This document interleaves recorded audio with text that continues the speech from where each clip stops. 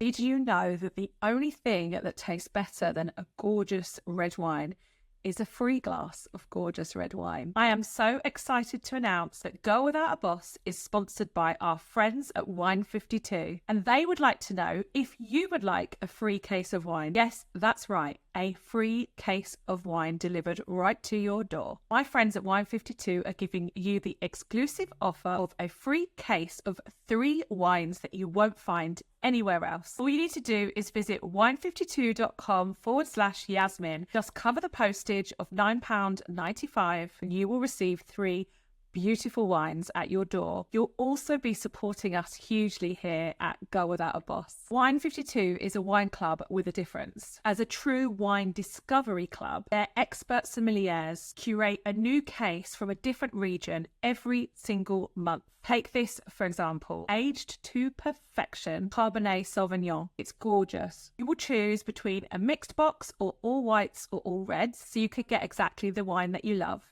And even after your free box of wine, if for any reason you want to, you can cancel anytime. So remember, that's wine52.com/Yasmine to support us here at Go Without a Boss. Let's get into the podcast. Hi, and welcome to the first ever episode of Go Without a Boss podcast. We shine a light on women's personal stories about their versions of freedom and success.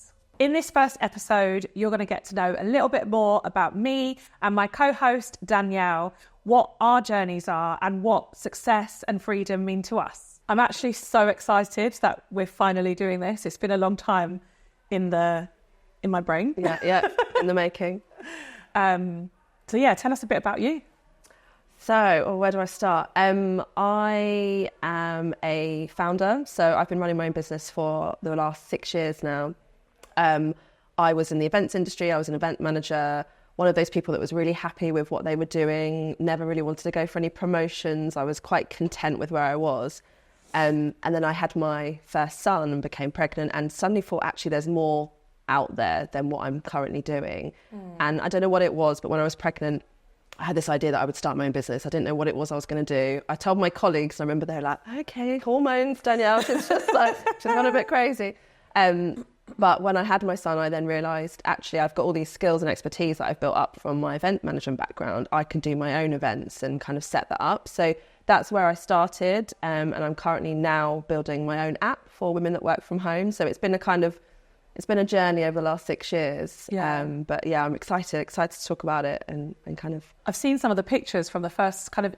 And it was events that you started doing, wasn't it? With your son in tow. Yes. Which is amazing. I mean, kids do inspire us to do different things. Yeah, I think so. And when I had my son, I was very much like, oh my God, like this, they don't teach you this in schools. Like you're not prepared for having a baby. And I felt really isolated and like I wasn't obviously at my job anymore. And even though I didn't want to be working at the company that I was, I felt like I'd lost my identity because your job, it very much is who you are. And the groups that were around me locally were very much focused on the babies, and they were lovely, they were great, but I was just like, I want to talk to other women about like stuff that doesn't involve poo and how many times does a baby get up at night. I'm like bored of that. I want to talk about other stuff that doesn't involve kids all the time. So I just started to host events for women that were based around their careers and what they wanted from life, or like financial advice. And then we kind of went from there, really. So it was trying to break away from the typical mum and baby events that were around. And I think that's sort of, why we started speaking and why I wanted you to be on the podcast as well, because I resonated a lot with that. I was in a very similar situation. When I had my son, I did go back to the old job that I had been at, but I did start a small business while I was on maternity leave just to keep my brain ticking over. I did like being off with my son, my eldest, but the same sort of thing. Like I wanted to meet other mums, but not just for the kids. And similar, like I found parenting quite hard, but certainly in terms of what the baby needed, that was all quite intuitive to me. So it was sort of like I didn't need to talk about how to set the routine for the kid, which I felt like a lot of people around me were. Their whole lives were about how do I make parenting work, whereas I was like, that's just happening. how do I do something else so that I don't go mad? Something for you. Yeah. And I actually was selling products, and I did fairs and stuff like that, which I didn't continue beyond maternity leave. But what being off and having babies did do for my overall career was that every time I went back to work after my 2 children, after mat leave, I went back to work with like a big fire in my belly for a promotion, because it sort of put things into perspective. And I was like, well, okay, if I'm leaving my kid in childcare or, you know, whatever, I need to be making the most of what I'm doing while I'm leaving them. So in both instances, when I went back to my project manager job, I was promoted really quickly when I got back. And it's an interesting way how it sort of like turns your focus and like what you want to be doing with your time at work. Yeah, it definitely changed your mindset, doesn't it? I think, and after you have kids, you kind of feel like you can do anything. Yeah, so you're like, well, I'm just going to do this, even though that would never have been, like, the thought of running a business like 7-8 years ago would never have something that would have crossed my mind. And I talk a lot about, you know, the younger generation, inspiring the younger generation for, you know, business doesn't have to be about wearing a suit and, you know, doing business studies at school. Like, it's so much more than that now. And I think because I grew up not knowing any other, you know, female founders or women that were doing that kind of stuff. So it never felt like it was for me. Like, it was something that I could possibly do. I don't know about you as well. Like, I kind of grew up, I mean, I'm 38 now, but Are you? Same, yeah. Oh my God, I didn't actually know you were the same age as me. So I grew up with, you know, with their best intentions, but my parents and my extended family were very much get a good education, get a good job, stay in it, pay into your pension, life's a good one. Yeah, my dad told me about pension. When you get your first job, you have to sign up to the pension scheme straight away. I was the only one in like my early 20s. Everyone was like, I'm not doing a pension. I said, you've got to do a pension. Yeah. Well, so I did as well, and now I'm thankful for it. Yeah. But it definitely meant that I didn't really look outside of a job. And when I think about what I do now, so I started doing content creation when my children were young as well, because that was like my creative outlet alongside my full-time project management job. And then obviously I do lots of different things now alongside content creation and project management. I do completely freelance now. But like, even the idea of being freelance just wasn't something that was introduced to me until I did it a year ago. Yeah. Obviously I knew people did it, but it wasn't me. It wasn't something that me or my family did. Yeah. And, you know, I come from a working class background, so there weren't entrepreneurs or business owners around me, and it seemed like a different world. Whereas now I'm like, anyone can do this if you've got a good idea. And I try to encourage, like, my poor little sister, who's quite a lot younger than me. I'm always like, you don't really want your job, do you? You could be doing all these things. I know, I'm the same with people. I'm like, do you hate your job? Why don't you set up your own business? They're like, I've got a mortgage to pay. And I'm like, it's fine, you can. Yeah, you could double your income. Yeah. I think that when we were younger, we were at school, we didn't have, social media wasn't around. Like, phones didn't, oh my God, phones didn't exist? They really didn't. Phones did. I found a flyer the other day. I was clearing some stuff out, and I found a flyer for my ex's band at the time, when I would have been about 16, and it was a little flyer for the gig, and it was £3 or £2 in advance or something. And at the bottom of the flyer, the physical flyer, it had a map of where the venue was. And I was like, because we didn't have phones with maps on, so you actually needed to know where you were going. Like, get the A to Z. Yeah, like a little drawn out. I was like, oh my goodness, yeah. Well, yeah, but we didn't, and that's the thing, we didn't have that. Like, now, kids, we were saying earlier, all kids want to be like YouTube stars and they want to be famous online and stuff. But we didn't have any of that when we were growing up. So we didn't see, for me, running a business was literally like Alan Sugar. Yeah. Like, get down the market. Doing business stuff. Yeah. No, exactly. And exactly. I saw the businesses that I bought from or interacted with, and and I think that's the thing, I know that people always say there's positives and negatives about social media, and I do believe that is the case. Obviously, part of my income and my work is from doing pure social media and working with brands and doing ads and stuff, but actually my consumption of social media has changed my world in such a positive way. When I had like my big breakup from my ex, who I was with for 17 years, it was my support network. You know, I was able to go and look at people sharing their lives and things that they'd gone through. So that was like an emotional, personal support to me. But then, as you know, that's a few years ago now, but as things have evolved, I mean, that's why I found you, because you were like a business founder, and and I was like, this is really interesting, and I'm so interested and supportive of women who found businesses. Yeah. Find. I just found this business. I'm going to say. And entrepreneurs. Yeah, like I love the word entrepreneur now, and I do think that I am an entrepreneur. Yeah. I'm not. I used to think that if you were an entrepreneur, you must be a millionaire. Yeah. But actually, it's the spirit and the want to build things and progress and having lots of ideas. And I've been like that forever. Yeah. But I wouldn't have ever associated myself with it before. No, and I think that, and I know it's so difficult with schools, and I don't know if we had the careers advice that would come into the school, and it was just, I can't remember what they said to me now, but there just wasn't any of that kind of seeing what your strengths are as a person and saying, actually, do you know what, you're really creative, you've got an entrepreneurial spirit, that, you know, this is what you're really good at, you could do something in this industry, or you could, like, there was nothing like that. And obviously funding and stuff is a big issue, but I think that's where social media comes in now. Younger people are saying, actually, I could do this stuff as well, because they're seeing it. So which is why a lot of us are coming to this at a later stage in life, like after we've had kids and been made redundant from jobs, because it's kind of fallen into our laps because other people around us have been doing it. Yeah, exactly. I actually don't remember even speaking to a careers advisor. I'm wondering whether they skipped me. She's a lost cause. I wasn't very academic. I was very bright and academic at the beginning of school, but by the end of school, I was so disillusioned. Yeah. But now I know I've got I had undiagnosed ADHD and stuff, which is another episode. Yes. But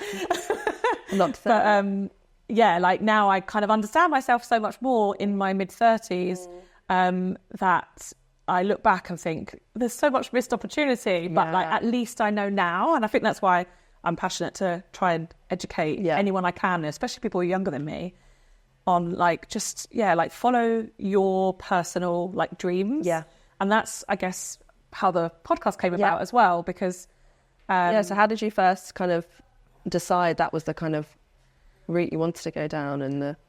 So I've been told for years, Yasmine, you need to do a podcast. Lots of people who watch my YouTube videos are like, oh, I just like listening to your voice, and obviously I can talk. We know, everyone knows I can talk. So I've always wanted to do a podcast, but I'm also the kind of person that like I need that like spark of an idea. Like just doing a podcast, like I would never feel really comfortable with. I'm like, well, I'm still just Yasmine. Like, what am I going to talk about? Yeah. So obviously needed like a really good angle, and it was actually like my journey over the last few years. So it's about 4 years now since I split up with my ex. The relationship was a really, it was an abusive relationship. I'm not going to be about the bush. He was very controlling. And it was 17 years of my life. So I met him when I was 16. Yeah. And, my childhood wasn't great either. And I wouldn't say controlling, but like I had people around me during my childhood who had very strong opinions on what was good and bad, and what made me a good or bad, or what made me a success as a person. And now, knowing that I had ADHD, I had very bad anxiety. Yeah. For whatever reason, my environment meant I became like the biggest people pleaser there ever was, with no self-esteem, and looking for someone else to be proud of me and like say, well done, Yasmine, because nothing ever felt good enough. Whether that was the messages from outside, it was partly, but also the way that I internalized that. And nothing was ever good enough. And then I didn't go to uni. I didn't get amazing grades at school. And so for me, I was just constantly underperforming based on what was expected of me. So I sort of had this low self-esteem as a kid, went into this relationship. Obviously, that's the kind of person that ends up in an abusive relationship. And then, long story short, sort of short, I come out the other side of it and, start to sort of see different things because of social media, start to create new opportunities for myself, obviously loads of healing. And eventually, it was a little bit after the pandemic, I realised that I just didn't want to work in a large corporation anymore. I ideally wanted to work for myself, but I knew I'd have to go on a bit of a journey. I'd been at my job or my business, the company that I worked for 13 years. Yeah. And so the idea of leaving there had so much wrapped up in it. It had, family saying, but it's a really good job. It's a really good company. You'd be silly to leave it. There was all of that. And then there was me thinking that I wasn't able to make a sensible decision, because my ex used to give me a lot of messages around me being bad with money, making bad choices, not knowing the right answer, because he always knew the right answer. So the idea of just leaving that company after 13 years seemed like almost insurmountable. And I left, essentially. And the day that I left and took this other job, first of all, the new job was amazing, and it was a stepping stone down. Like, I had to leave that 13-year job, go to another job first, and then I would quit altogether and be freelance. That was the sort of plan. So it was perfect. It did that was the right move. I'm so happy. But I almost had, like, I sort of describe it as like a spiritual awakening, and I'm not a spiritual person or a religious person. I'm very interested in spirituality, but I know nothing. But I just had this huge kind of feeling of, I've just made a decision that is huge by myself, for myself, and it feels like the right decision, and I'm really excited about having made it, and I've got over the fear, and it really felt like a gut-led decision as well. And I've since done a bit of work on understanding how we make decisions, and people tend to make decisions in 3 categories: heart, head, and gut. And when I learned about that, I was like, I have lived in my head my whole entire life worrying about what all the other people thought. And not trusting your gut. And not trusting my gut. Yeah. So I think that contributed to this big feeling of, not only have I made this decision for myself, but I've gone with my gut. And it was just a big wake-up call. And then that was like, well, that's what the podcast is about. Actually, because I can't be the only person who's lived like a big proportion of their life worrying about everyone else's opinion of their decisions. Yeah. And so that was it, really. Like, from now on, and from that point onwards, I have just made decisions that I thought right for me. I've made some wrong ones, but I'm not scared to make the wrong decisions either. Yeah. You're going to make mistakes along the way. That's totally normal. But it's about having that, finding your own freedom in that and figuring it out yourself rather than other people telling you what you should do. Yeah, exactly. And it's only then that you start to genuinely do the things you love. And it does really gear you towards what suits your personality, like you said, like what really suits you as a person, where are your skills. And I think it helps with all sorts of other things, like delegating and bringing other people into your business. And knowing what you're not good at. So you get exactly. So yeah, that was it really. It was just this moment of like clarity, which I guess is why I sort of maybe assimilated to a spiritual awakening, but I don't know what one of those is, but do you know if you're like a head or a heart or a gut person? I'm definitely gut. I think for the last 6 years anyway, kind of running my own business, I have been, but I go with what feels right. If it doesn't feel right to me and something feels a little bit off, or if I don't, if you're planning on doing something but you kind of keep procrastinating about it or putting it off, I know actually it's probably not the right thing for me to be doing. So I definitely lead with which is, again, is a bit of a contradiction, because with life, when you first have kids, you get contradicting information, don't you? Like, don't do this, co-sleep with the baby, don't co-sleep with the baby, give them, like, the's so many different things. That's definitely all just head stuff, plays isn't it? with your head, especially when you have just had a baby and you don't know what the right thing is to do. It's like when you first start a business, you don't know what the right thing is to do when you're first starting a business, and you get advice from lots of different people. And what you really need to do is what you've kind of had is go, okay, I'm going to take advice from these people, but I'm going to do what feels right for me and what my gut is telling me to do, rather than what somebody else is telling me what to do. Because we've all got different brains, we've all got different experiences, how we feel. And so it's hard to do that. It takes a lot of balls basically to actually say, I'm not going to listen to what anyone else is telling me. I'm going to do what feels right for me. Yeah.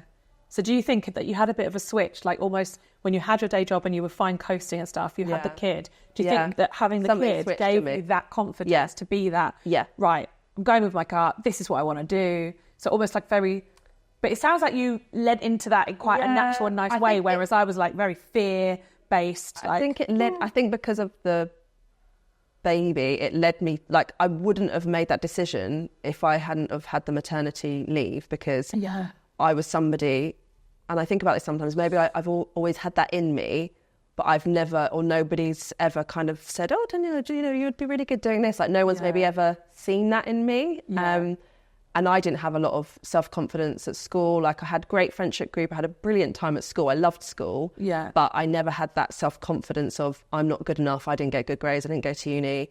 I never really thought I was good enough to do like a big job and get paid loads of money, because I wasn't good enough to do that. Yeah. Have the grades. So I think, knowing what I know now, obviously, if someone would have told me that years ago, I probably would have done it sooner. But it was that shift in mindset of, I've got an opportunity now, which I think, and I talked to my friends about this, a lot of guys kind of don't get the opportunity as much as women do when we go on maternity leave. We've got this big space of time where we can actually go, I'm going to do this thing for myself. But the guys really don't do that so much, and they kind of need that space as well to do that, because we were given an opportunity, I suppose, to think about what we wanted to do. That's really interesting you say as well, like, you know, I'm never going to do like a big job because I haven't got the grades, because that was really similar to me. It was like, go to uni and get a good job. And I think, you know, a good job kind of meant like lawyer, doctor. A good job? And I was sort of like, because I don't think there was any part of my personality that ever would have been any of those jobs. So I think I had like a sort of want to be a graphic designer at some point, and I am actually quite good at that sort of stuff. But obviously, that, you know, I didn't go to uni. But yeah, it's funny, because what a good job was when we were growing up felt quite prescriptive. And actually they're mostly the jobs that are out marching to get pay rises and stuff now. Whereas when we were kids, that was like to look up to, and like that's going to be the job that means you have a comfortable life with holidays. And that's the thing, like, what does good job mean? Because good job to somebody else isn't necessarily, you could be paid loads of money, but you could be really depressed and hate your life. Work. Yeah, exactly. So how did you get started into social media then? What was the kind of thing that was also a kind of, I'm on maternity leave and I need a bit of an outlet. Also, I think it was after my daughter that I started my Instagram account. I did A-level photography part-time whilst I was working full-time in retail. Like when I was like 18, 19, I basically left school at 16 and just worked full-time in retail. But I did my A-levels in the evenings at college, and I did A-level photography, and I absolutely loved it. So that was another thing that I really wanted to be a photographer. And I just thought, I should just do it for fun. There was actually there's two things that happened with my photography career. One person said, you're never going to be a photographer because a real photographer would have a camera in their hand all the time. And I sort of went, oh, okay, I'm not a photographer then. Like, that's how easy I was to put down. Like going in the shops and just... Yeah, and I was just like, okay, so clearly I'm not doing enough to be a photographer, which is actually nonsense. And then the other person, which was my ex, okay, the first one was my dad, and the second one is my ex. Sensing a pattern. Yeah, the second one is my ex. And when I finished college and stuff, I think I was working in retail, but I was doing like styling. I was doing shoots with photographers and stylists, and I was like an assistant, and you never got paid. And I kind of did that for 8 months, and I think it was a lot of work. Like, I was running around getting clothes from different PR companies for the shoots and all of that. And I remember my ex saying to me, you need to grow up now. Like, you can't just keep doing this. It's not a real job. Like, you got to make a decision. And I just went, oh, okay. And I just stopped. I just stopped everything. And I worked full time in a shop. And then I went into buying a merchandising head office. And then I became a project manager. And in all of that time, didn't do anything creative. And I'm absolutely a creative person. Yeah. So Instagram was, I need something. Your outlet. Let me go and take some photos. And because I was starting to decorate the house really pretty, because that's a good thing with kids. You can get all like the child interior design stuff going on. And I was like doing nice colours, and I was taking pictures of that. And then it just slowly led into like this influencer career that was family travel. And now it's more like lifestyle and finance. But it started genuinely as a hobby and just kind of happened. So what about you? How does social media fit in with your journey? Yeah, so I can't even remember. I was one of those people. I was on Instagram, but I probably posted a photo of like, I don't know, dinner. No, I don't think I did that actually, which makes sense because I love food. So I don't know, just the odd thing. Yeah. And then when I had my baby, obviously as you do when you're like up at 2 a.m, like can't go back to sleep, and you're like scrolling online, I just started seeing other people that had a baby. There was a lot of like mummy influencers at the time when I just had my son. And And I just started to chat to people online, and I thought, actually, there's something in this, using what I've kind of built up over the last, I was similar to you, I was in my job for nearly 10 years, in the same job doing events. And I thought there's something in me, I don't know what it looks like, didn't know if it looked like a business at the time, but there's something in me just getting women together and doing something. So I started an account, and my first business was called Milk and Fizz. Because I love that name. Basically, because immediately I know the part of it that attracts me. Yeah, the milk. Yeah. My son was like massive milk monster. He just loved milk, and I love drinking Prosecco. So it does make such a cute catchy name. But it was also that kind of like where you feel like you've lost, it sounds really cheesy now, but you feel like you've lost that spark, that like fizz in you when you've had a child and you wanted to kind of get that back. So, and I basically just want to do an events where you could have a drink and like enjoy yourself again. So I started an account, and I just started to connect with other women who were similar to me in that they didn't want to lose their sense of self and identity just because they became a mum. And I started, and I hate the word organically, but that's how it happened. I didn't have a plan, go, right, I'm going to do this and I'm going to get to there. I literally just started saying, I'm feeling really lonely. I don't know what I'm doing as a new mum. This is really difficult. I'm finding this really hard. I was really open about that. And people that were also in that same situation were going, oh my God, I'm so glad you're saying this. I feel like this too. So I started to kind of create this mini community of other women. Yeah. And then we started having the meetups actually in person, and I started charging for them, and it kind of grew from there really. So, and I feel like that's kind of what's happened at every part of my journey. It was becoming a mother, then becoming a business owner. And there were a lot of women who I was meeting at my events that also couldn't go back to their jobs because they had maybe had kids, or they just didn't want to. They wanted to do something new. But there wasn't anything locally for them that felt right for them. It was very like networky and name badge and do your 60-second pitch and sell to the room. And I hate all that stuff. I just think it's so false and fake, and it just makes me feel really uncomfortable. So I was like, I want to do something for these women to bring them together and to support them, but I'm going to do it my way. So it was called basically the networking. And then we used to just bring people together really naturally, kind of built those connections, which then made people buy from each other anyway because they liked each other. And it kind of went from there. So everything I've done so far has been like, because I'm not liking the status quo or what people tell us we should do. Yeah. I'm then creating it for me, basically. I've created all my businesses for me, but then gone, who else wants to do this as well? Yeah. Kind of brought people along. So that's where social media has really helped me, is actually finding those people that I know would benefit from. Yeah. And it was more like that back then, Instagram. You could really, because I've still got some followers now from years ago who are really local to me because they just found me because maybe we had a mutual friend or something. Whereas people who follow me now could be anywhere in the world. I don't know sort of who they are, and we don't have that connection as much until we obviously start talking. But in the beginning, I feel like I had a real local group of like followers and stuff. I don't know, obviously the algorithm changed or something. Yeah, they've lost that. But it was easier. Yeah. So talking of social media, how did you find me? How did you know I was the person that you wanted to co-host this with? So I followed you for a while, and I think probably just because you're a female founder, and I've definitely followed you. And we're the same age, obviously. Yeah, it must have been because of that. I checked your date of birth before I hit follow. But I've followed you for a while. So since, because you've changed the name of your business, and you've had evolutions, haven't you? And so it was definitely before.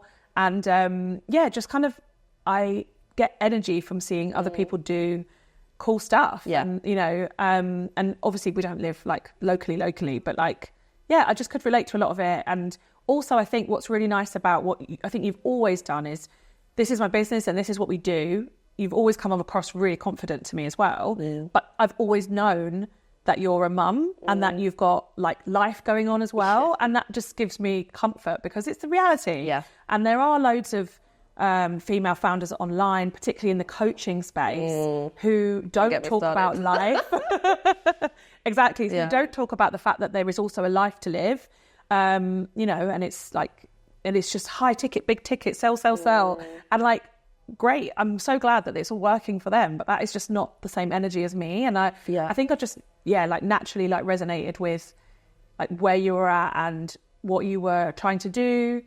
your confidence in your business and your drive in your business, but also at the same time, you know, living your life and wanting to be the best parent that you can be to your little ones. And yeah, it's nice to see that mix. Yeah. I feel like I've never really resonated with like mummy bloggers. Yeah. Even when I was kind of one.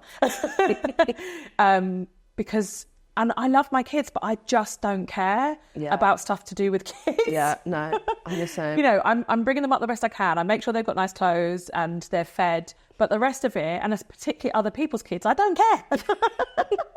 Oh, you know, not like... People show you pictures of like, there's my children. Exactly. And I remember there was a stage actually where I unfollowed loads of mummy bloggers because I'd moved away from doing that kind of content myself.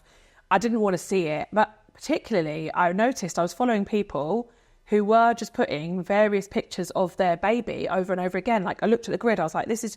And I don't know what to say anymore. Like, I'm on social media to connect with people, to talk to people, to write a comment about something, to offer a little bit of unsolicited advice where it's sort of invited, you know, like that's the point of it for me. So when I was staying up in the middle of the night feeding, I was in Facebook groups, which is a full-on like conversation. I feel like they're bringing that back, Facebook groups. Yeah. I think there are. I'm in quite a lot again now. I cleared them all out, and I seem to have got back to like 102 groups, which I obviously never go in. But yeah, I was like a Facebook group, not scared of an argument with someone giving another mum bad advice kind of person. I didn't like that version of me. But I brought that conversation side of me to Instagram in a more positive, like fun way. So then when I was like, but really I can't engage with this content that's not for me, which was, you know, the baby pics or whatever. And it's no offence to them, and I really didn't mean it badly, but I actually unfollowed a ton, and I did get some people message me like, I thought you were a friend. And I was like, I'm really sorry. Like, we can still go for coffee. I just don't want to see these pictures.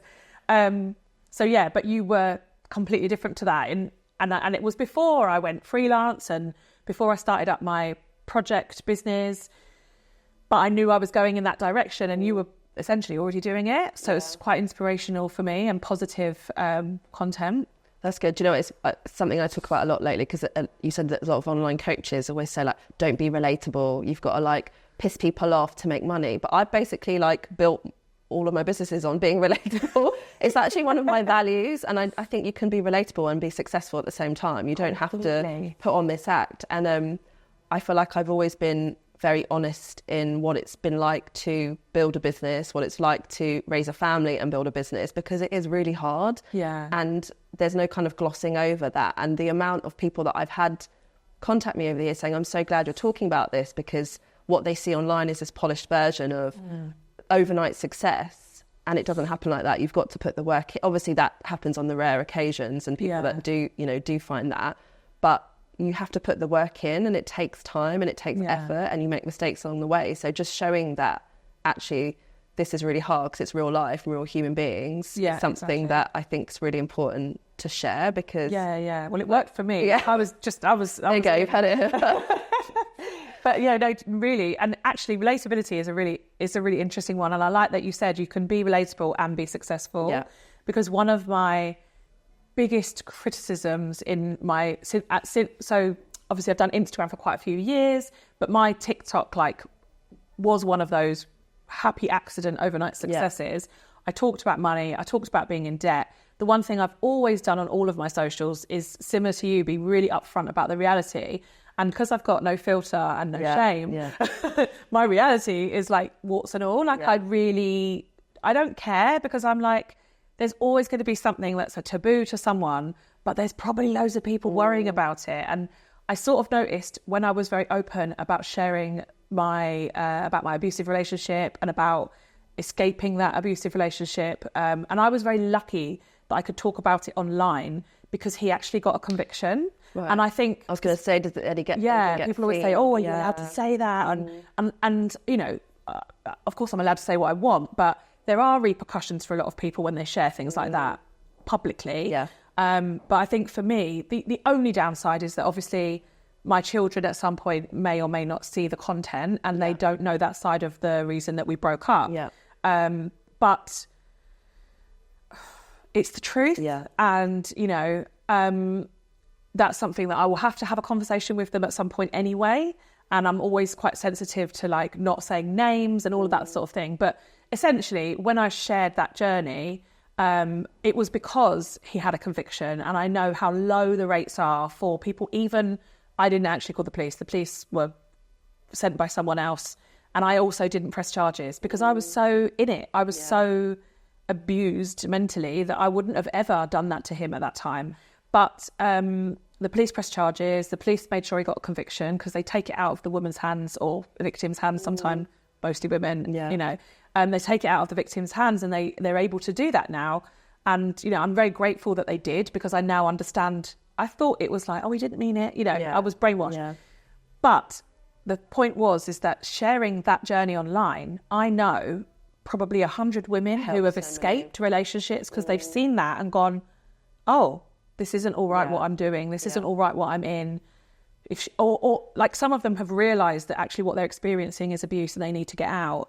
And others knew it was abuse, but thought, I can't go because my life will be a mess. I won't have enough money. I'm going to be sad without him, like whatever it was. Saw me do it and thought, well, if she can do it. And, you know, I've had very detailed conversations with people who've moved to safe houses and stuff, having the confidence because I shared my story. And so to me, that must be such the biggest win.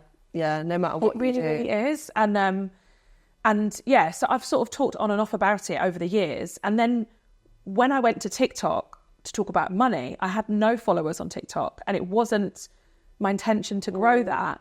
I kind of did it for self-accountability. But the reason I did it publicly, because I was like, well, if I can share that I was in an abusive relationship and I got out and things are great, people took from that. And that was after I'd found the freedom. Yeah.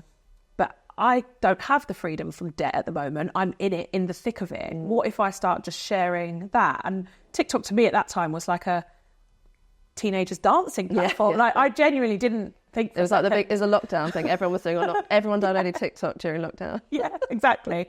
And I genuinely didn't think it would take off. But what I did know is that if you share something that most people won't share, that you're told by society you're supposed to be ashamed of, or you feel ashamed even though you shouldn't, if you share that, somebody will feel seen, and somebody's life will get better. That's all I knew.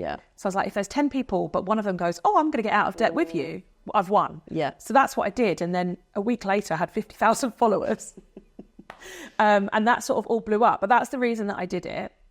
But the biggest criticism that I now get, because since that moment in time when I was in £40,000 worth of debt, I paid it off quite quickly. I'm back in debt, but life happens. I paid it off. I bought my ex out of the house. Loads of really amazing financial progress happened for me. And then all of a sudden, I just got so much criticism saying that I was unrelatable, which I think is really interesting because you said you can be relatable and successful. Yeah. But people think now you're successful, now you've paid off all this debt, they can't relate to you anymore because they're not where you are. But but so obviously the criticism, you know, it's hard not to sort of hear that. It is a small proportion, but also TikTok is short videos. Like you don't see all the videos that everyone posts. So I might go, oh my God, this is really amazing. I'm taking my kids on holiday, which is what I did once I was debt free. So being able to go on holiday might not be relatable, but I'm still that person. And so actually the majority of people know I'm still that person.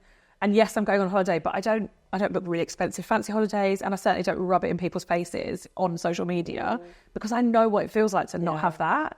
So I think relatable is, I do think it's really important, but I also think that you can't necessarily tick everyone's boxes. And you're going to be relatable to different people at different stages of your journey and their journey. But it's about, for me, it's just about kind of just being as open and honest, obviously, to a certain point and not kind of sharing everything, even though I feel like I probably have done.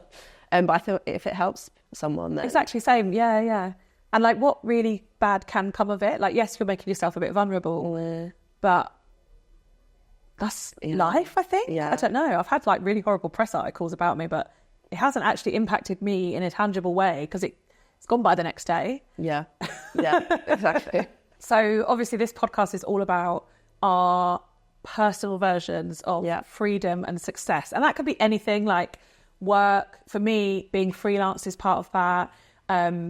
having left my ex is part of that, because I really felt free once I realised, you know, how much better life was. It is really personal. And I think success as well is a really personal thing. I know if I said to my kids, what does success mean to you? They'd probably say rich.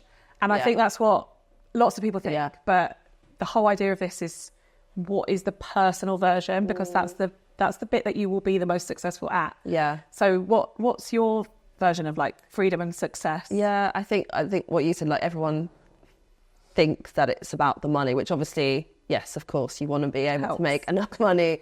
But I think, well, what mine comes down to is, I think it's about having choice. And once you've got choices in life, that's ultimate. That's like the ultimate goal. So obviously, yes, money enables you to have choice. So for me, it's about having choice about where we live, about, you know, can we go on holiday during every single term time and summer holidays? Can we buy this for that? Like, it's about not questioning, can I afford this? Or a choice of where you send your kids to school, a choice of how much you work. And with what I'm building with Flock here, it's about giving women that choice of where they do work. They don't have to just be at home all the time working, or they don't have to go into an office 5 days a week. They can have that choice to work in different environments and different places and meet different people. So for me, it's the money kind of comes under the choice, but choice is like the overarching, giving you the options in life that you wouldn't usually have. So that's kind of the ultimate goal, is to have more choice. I think It's really interesting, because obviously by becoming a founder and creating your own business, you've given yourself a level of freedom. That's a choice, isn't it? Yeah. But then what you're creating is providing that for other people. Yes. So it really ties in well with what you're creating, but as well as how you want to live your life. Yeah. Which I guess is what makes it, certainly to me, seem so organic and like the right thing that you should be doing. Yeah, I think I can't do anything. I wouldn't be able to build a business that didn't help people in some way. It's not just about making like a quick buck. It's actually, I want to help. It's bigger. It's leaving a legacy and how you want to be remembered, and the good things that you do in life with the business that you build, rather than how successful and how much money you make. Yeah, it's like people always say, don't they, at your funeral, it's like you want to talk about all the good things you did and the people that you touched and stuff along the way. So for me, what I'm creating is like so much bigger than that, and that comes with helping people and giving them a choice, and you know, the younger generation, giving them a choice of what they want to do, you know, in their life, career wise, running a business. For people that don't feel like they have a choice, and maybe that's something that you probably think you didn't have a choice when, you know. Yeah, exactly. It's very much like, you know, people's lives and their vision and their ability to sort of see outside of themselves, I think, varies so much from person to person. And like my experiences mean that even if I'm over here with, you know, a mortgage, a house, kids, and quite a comfortable life, I have been over here, like growing up with not much. So I can still see that. Yeah. Some people do lose sight when they, you know, their life changes. But for me, it's really important to always like continue to try and see and remember all the different versions of life that I know and experience, but also like learn about other people's as well. And show other people. That's the thing, show people that, like, that journey. Yeah, I think. Because everyone's got their own different experience, haven't they? And what success and freedom might look like to them. So So what does it mean to you? So there is a little element of me that is geographical. Yeah. Because I do love a bit of travel. And, you know, I think having kids, and obviously I'm a single mum, so that has felt like I maybe have less choices and less freedom, because if I didn't have kids, for example, I would definitely be like a digital nomad now. I would have found a way of making enough money online to be able to go and live in different countries for a few months, because that's what I love most, is seeing the world. But obviously with kids comes the extra cost. They need a level of stability. But then on the flip side of that, being a single mum, in order to provide that life for my kids, for my children, is a double pressure on me, because I don't have two incomes into the house. So for me, there is definitely a big part of it that is money. I would like financial freedom. Yeah. But when you look online and like see that there's loads of American bloggers and stuff that talk about financial freedom, it's very much like I've paid off my mortgage and I've got a big pension, and it's all very finance focused. My version of financial freedom, you know, I love working. I'm not trying to give up work. Yeah. You know, obviously I'd like to pay my mortgage off. Who wouldn't? Yeah. But it's less focused around that, and it's more about how do I build a wealth. sustainable financial life with, building wealth, exactly. So that, you know, yes, I will always probably work because I can't imagine not, but to have the choice of what kind of work I do, the choice of what clients I work with, the choice of when I work and what days or what times and stuff like that. And part of that also then plays into my ADHD as well, because I found a 9 to 5 incredibly exhausting because I had to up my energy levels on someone else's schedule, and that just doesn't really work with my brain. So that's really sort of what sums it up for me, is just earning enough money by doing enough things I enjoy to be able to provide my kids with a level of stability that they need. To me, that doesn't look like the same school, the same house forever. I'm very willing to flex it up a bit, and my children are used to that as well. But just being able to decide what's best for us. And also like maybe run away from this country if it gets really bad. I can see you moving somewhere else. Going somewhere warmer. But it's about a bit more sunshine would be nice. I think the success thing as well is like having a fulfilled life, actually enjoying your life. Exactly, yeah. It's so many things for people, but you've got to enjoy your life. And that's the thing, I always say I love working. But I can absolutely think of huge parts of my career that I've hated. But I know I enjoy progress and working as a team and making things happen. And that's why I always say I'll always work. I have no desire to retire by a certain age. I just want to be doing what I like doing, and I don't mind working forever if it's on my terms and providing the life that I want. And that's what success is to you, because you're successful in your own mind and your own life, doing what you want to do. Exactly.